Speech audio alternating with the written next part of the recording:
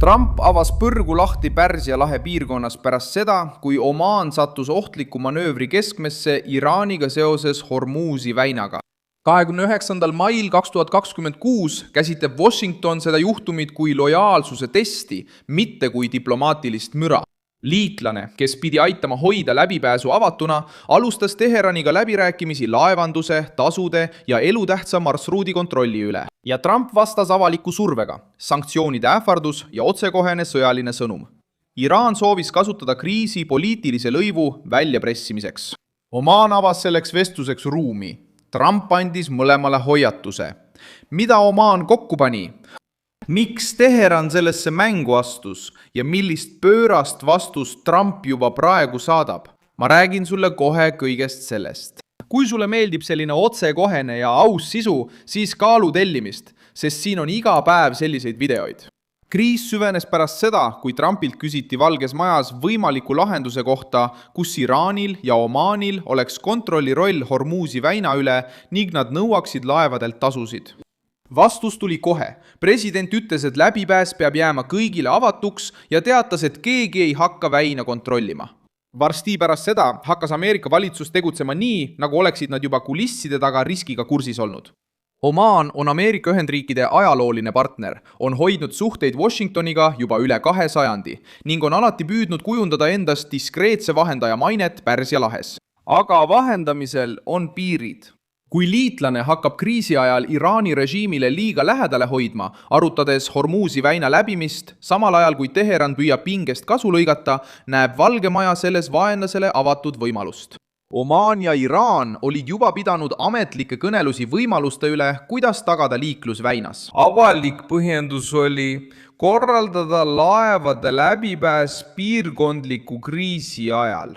Aga selline vestlus annab Iraanile võimaluse muuta ähvardus struktuuriks. Teheran sulgeb, avaldab survet, peab läbirääkimisi ja püüab siis uuesti ilmuda kui selle kriisi juht, mille loomisele ta ise kaasa aitas. Donald Trump sai sellest käigust aru ja katkestas selle enne, kui sellest sai seadusliku ilmega kokkuleppe. Rahandusminister Scott Bessent astus järgmisesse etappi. Ta hoiatas, et Ameerika Ühendriigid ei kavatse taluda ühtegi katset kehtestada maksu Hormuzi väina läbimise eest. Sõnum oli suunatud inimestele, ettevõtetele, pankadele, vahendajatele ja igale struktuurile, mis püüab aidata Teheranil seda varjatud teemaksu kehtestada. Rahandusminister Bessent kinnitas samuti, et ta vestles Omaani suursaadikuga ja sai kinnituse, et Maskatil ei ole plaani väinas tasu kehtestada. Trump ütles, Rahandusministeerium ähvardas ja Omaan pidi selgitusi andma.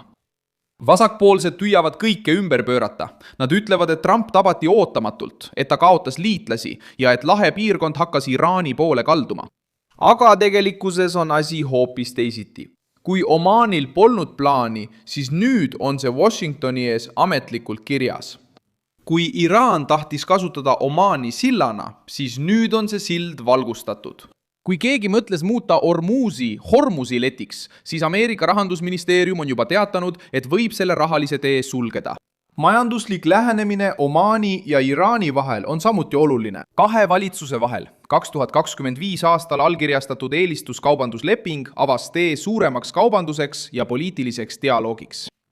Tavatingimustes võiks seda müüa kui piirkondliku diplomaatilist sammu, kuid keset kriisi Iraani režiimiga muutub see hoiatavaks märgiks.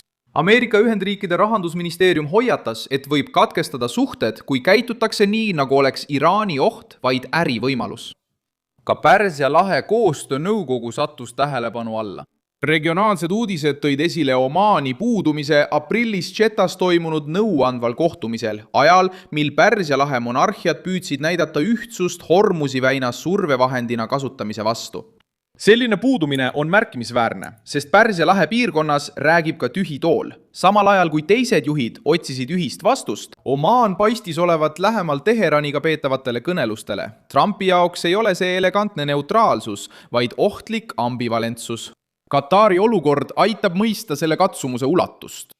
Doha oli Ameerika Ühendriikidega arutanud MQ-9B droonide ostmist, mille paketi väärtus on hinnanguliselt peaaegu $2 miljardit, kuid nüüd kaalub ta nende süsteemide kasutamist hoolikamalt pärast ameeriklaste kaotusi sõjas Iraani vastu. Trumpi vastane narratiiv püüab seda müüa kui Ameerika relvastuse kaotust. Õige tõlgendus on aga teine. Laheliitlased mõistsid, et kaasaegne sõda nõuab targemat kasutamist. Katar soovib kaitset, kuid tahab ka etteaimatavust. Omaan soovib hoida kanalit Iraaniga, kuid ei taha maksta Ameerika sanktsioonide hinda. Araabia Ühendemiraadid suhtuvad Iraani ohusse vähem kannatlikult. See on keskkond, millega Trump silmitsi seisab. Liitlased kaalutlevad, Teheran üritab lõhestada. Hiina ja Venemaa jälgivad ning Washington peab näitama, et tema seab endiselt piiri. Läbirääkimised Iraaniga kuuluvad samasse mängu, kuid Valge Maja on selgelt öelnud, et ei aksepteeri tasulist läbipääsu, Iraani varjatud kontrolli ega lõdva kokkulepet tuumaprogrammi osas. J.D. Vance kinnitas, et lõplikku kokkulepet veel pole. See näitab, et Trump ei kiirusta dokumente allkirjastama, mis on halb. Ta hoiab pastakad käes, samal ajal hinnates, kas Teheran tõesti taandub. Iraan tahab paista kriisi võitjana. Ta tahab näidata, et pidas vastu, sundis läbi läbirääkimised ja nüüd saab osaleda väina haldamises. Ameerika nõudmine rikub selle etenduse ära. Kui väin avatakse uuesti ilma maksuta, ilma Iraani kontrollita ja Ameerika järelevalve all, kaotab Teheran peamise poliitilise relva, mida ta üritas luua. Kui Omaan loobub tasu küsimise ideest, kaotab Iraani režiim kõige tundlikumas mängu osas kasuliku liitlase. Just siin tuleb mõista Trumpi kõnekat juttu. Ta ei ähvardanud hetke ajal. Ta pani hinna sinna, kus varem oli ainult tühi jutt. Rahandusministeeriumi sanktsioon ei ole tühi asi.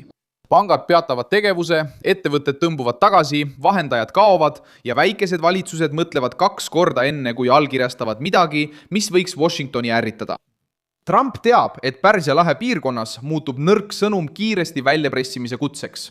Ameerika Ühendriikide ajalugu aitab seda reaktsiooni selgitada. Alates 19. sajandi algusest, kui Washington seisis Vahemerel silmitsi Berberi piraatidega, on ameeriklaste loogika sunnitud meretollide vastu ammune. Vaba laevandus ei tohi muutuda maksuks neile, kes ähvardavad kaubateed. Tänane olukord on teistsugune, kuid poliitiline loogika on sarnane. Kui mingi jõud püüab nõuda läbipääsu eest tasu, kasutades hirmu, laevu ja sõjalist survet, siis Ameerika Ühendriigid reageerivad, et takistada selle pretsedendi levikut. Hiljutine Lõuna-Hiina mere näide toimib samuti hoiatuseks. Peking on aastaid loonud kohalolekut, baase, patrulle ja õiguslikku retoorikat, et muuta vaidlusalused alad oma mõjusfääriks. Mustal merel on Venemaa samuti kasutanud sõda, blokaadi ja survet mereteedele, et saavutada strateegilist kasu. Trump vaatab Hormuzi väina sellele õppetunnile mõeldes. Kui Iraan kehtestab täna tasu, proovib homme mõni teine režiim mõnes teises väinas kontrolli haarata. Nüüd on järgmine samm Muscati, Teherani ja Washingtoni kätes. Omaan võib taas võtta vahendaja rolli ja tõestada, et ta ei ole Iraani kattevarjuks. Teheran võib nõustuda taasavamisega ilma teemaksu ja varjatud kontrollita või jätkata kurnamispoliitikaga. Trump võib laiendada sanktsioone, sulgeda Iraani naftaga seotud kaubandusvõrgustikke ja hoida sõjalist jõudu valmis selleks, et takistada selle läbipääsu muutumist ühegi režiimi poliitiliseks omandiks. Mina olen Milson Alves, globaal rahvusvaheliste suhete asjatundja ja minu eesmärk on hoida sind iga päev tõega kursis. Uudiste lingid leiad video kirjeldusest. Pane sellele videole like, telli kanal ja vaata lõpus kommentaare, et olla veelgi paremini seotud Milson Alves Global kogukonnaga.